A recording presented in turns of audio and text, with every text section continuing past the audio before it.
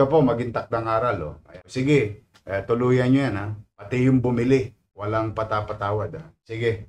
At nakuha po sa kanila na mga ebidensya ay isang kahon containing 12 bottles of Precigen insecticide valued at 150,000 at 140,000 in cash, consisting of 104 pieces of 1,000 bills. Lagay mo nga. Pakita mo sa yan. Ito po mga kababayan. Ito yung mga suspect. So, ito'y sana maging babala sa lahat ng mga kawani ng pamahalaang lungsod na may tangan-tangan ng gamit ng ating pamahalaan. Baka lang kasi kala nito mga to, yung mga yan, baliwala. Sa totoo, yun na disgrasya niyan, halos 2 milyon mahigit. Tapos isasalya lang nila ng 140. At totoong malungkot, Mocha, yung ninakaw nila, hindi pa bayad. At ito'y maging babala din sa mga bumibili ng mga gamit, ng mga bagay na baka kayo, ito, ilang beses na rin tayo nakahuli rito ng mga private individual. Ito kasi taong pamahalaan to. Kayo po'y maaaring makasuhan din ng anti-fencing law. Yan po'y nananatiling batas at ipinatutupad yan. Sa mga bagay na binibili niya, maaaring nakakadiskwento kayo, no? Alam mo, Mocha, may lalapit sa'yo. Mocha, bili mo ito, mura lang. Pero kailangan mag-ingat ka sapagkat, halimbawa, cellphone, alahas, may baka galing sa nakaw yun. Ikaw naman, wala ka namang kamalay-malay na yung pala'y galing sa nakaw. Pag nahuli ako, pati ikaw mapapapanagot. Ganun yun. Yan naman nangyari dyan sa dalawa na yan. Ito, maging babala sa mga bumibili. Manhole. Yan, madalas tirahin nyo yan, manhole. Yung mga junk shop dyan. Mga I-beam. Mag-iingat kayo. Pagka unscrupulous or, kahina-hinala, no? Na mga individual, huwag kayo basta bili ng bili, basta-basta. Kasi pati kayo madadamay sa kasuhan. Ito po, na-inquest na to, no? Mabigat ang piyansa nito kasi ninakaw nito yung pag-aari ng gobyerno. Mabigat ang piyansa niya. But just so you know, kung ano man ang babalitaan natin, kayo may impormasyon na mga kawani ng pamahalaang lungsod na gumagawa ng ganito, i-abiso nyo lang po sa amin at ito i-actionan natin. Hindi lang po pananalapi ang kailangan nating ingatan, kundi mga gamit din ng pamahalaan. In fact, para sa kaalaman ng iba, minsan nakakita kayo ng mga sirang sakyan ng gobyerno, red plate, durog, sa barangay. For example, madami to sa barangay. Pag yan po ay pera, Mocha, ng taong bayan ng pinambili, yan ay pag-aari ng pamahalaan, ng barangay, ng lokal o ng nasyonal. Ngayon, to dispose that, hindi madali. Kahit nadudurog-durog na yan, kahit na halos makita mo halos wala ng value, hindi ito basta-basta pwedeng i-dispose. Kailangan mong ipagpaalam sa COA at ito naman yung City General Services Office, tatasahin, tapos ipagpapaalam, tapos ipapabid itong mga gamit na to. Kaya kung minsan nakakakita kayo ng parang tambak ng mga gamit, lalo na sa ospital, mga gamit po yan, no? Mga sakyan, hindi po yan basta-basta maitatapon nino man ng mayor, ng gobernador, o sino man tao sa gobyerno, mano pa yung mga nagbabantay. Kasi ang value niya sa libro ay kung magkano yan nabili. Pag isusubasta na yan, magkakaroon yan ng panibagong value. At yung mga naghahanap buhay na bumibili ng scrap, pwede nilang bilhin through bidding. At yun, legal nilang mabibili kahit na yun ay gamit ng gobyerno. Alright mga kababayan, nakakalungkot na balita ang ating gagawa ng reaction video ngayong gabi kung saan ito nga po yung kakatapos lamang po na live ni Mayor Isko na personal niya pong ipiniresinta itong suspect po sa pagnanakaw po ng Precigen insecticide na kinuha po nila doon sa storage facility sa Delpan, Tondo. Itong mga items na to no, na nagkakahalaga po ng 2 million mahigit.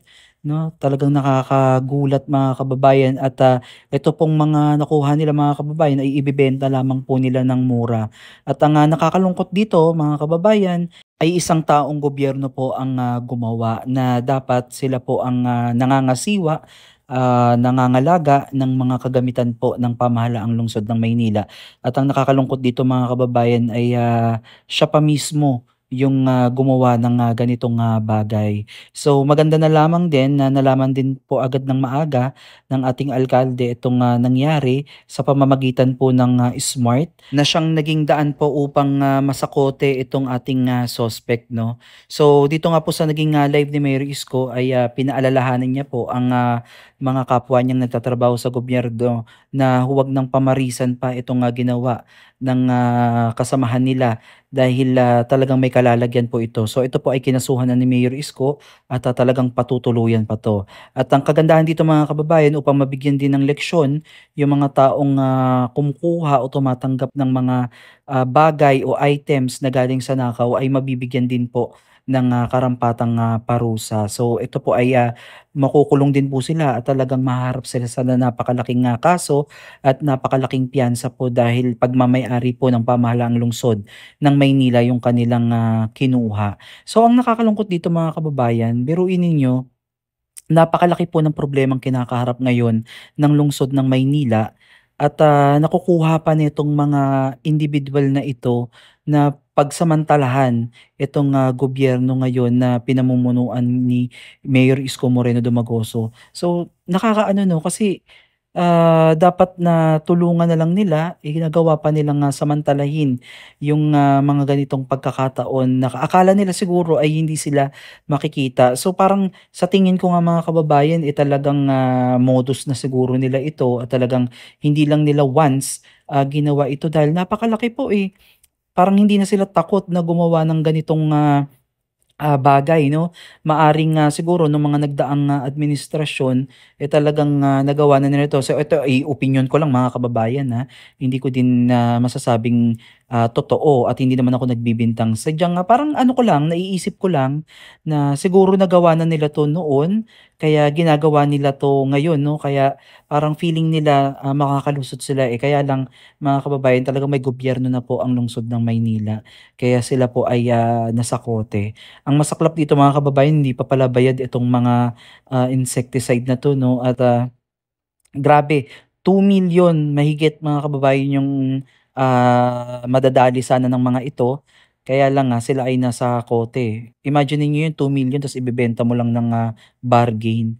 Kawawa ang pamahalaang lungsod ng Maynila imbis na makausad tayo at nakakatuwa nga dahil napakarami ngang mga donation ang dumadating sa pamahalaang lungsod, 'di ba? Tapos ganito nananakawin lang. So nakakalungkot ng mga kababayan, especially taong gobyerno pa na dapat sila po yung ating tagapagbantay, tagapangasiwa po ng ating mga binabayaran, ng ating mga kagamitan na magagamit po ng mamamayang lungsod ng Maynila. So dapat hindi talaga pamarisan itong mga taong ito dahil wala ka talagang patutunguhan sa buhay kapagka ganito ka. So, sa panahon ngayon ni Mayor Isko, sa pagkakaalam ko, one strike policy nga lang 'tong si Yorme ngayon 'no. Kapag ikaw ay nakagawa ng kasalanan, last mo na 'yan, wala ng patapatawad pa. Kagaya nung nakaraan, yung dalawang MTPB na kanyang sinibak. So, yun ay wala ng patawad-tawad, talagang sinibak niya na. Kaya ito ay sana silbing aral sa mga taong gobyerno po 'no, na 'wag na tayong gumawa ng hindi maganda. So, alam naman natin na oo nga malaking bagay nga yang makukulimbat ninyo, pero ang kapalit naman niyan ay dignidad ninyo. So, nakakaawa din yung kanilang pamilya, lalo na siguro kung matagal na din silang naghahanap buhay or nagtatrabaho sa pamahalang lungsod ng Maynila. So, sayang 'no? Sayang yung pagkakataon na ikaw ay nagtatrabaho ng marangal at continuous ang iyong pagtanggap ng marangal na sahod. So, imagine ninyo itong mga 'to ay may pamilya din at ang ipapakain sa pamilya ay galing sa nakaw. So, sana kahit konting konsensya lang 'no, talagang ano, pairalin natin at piliin natin maging mabuti at 'wag nang gumawa ng masama. Dahil hindi naman 'to makakabuti para sa ating buhay.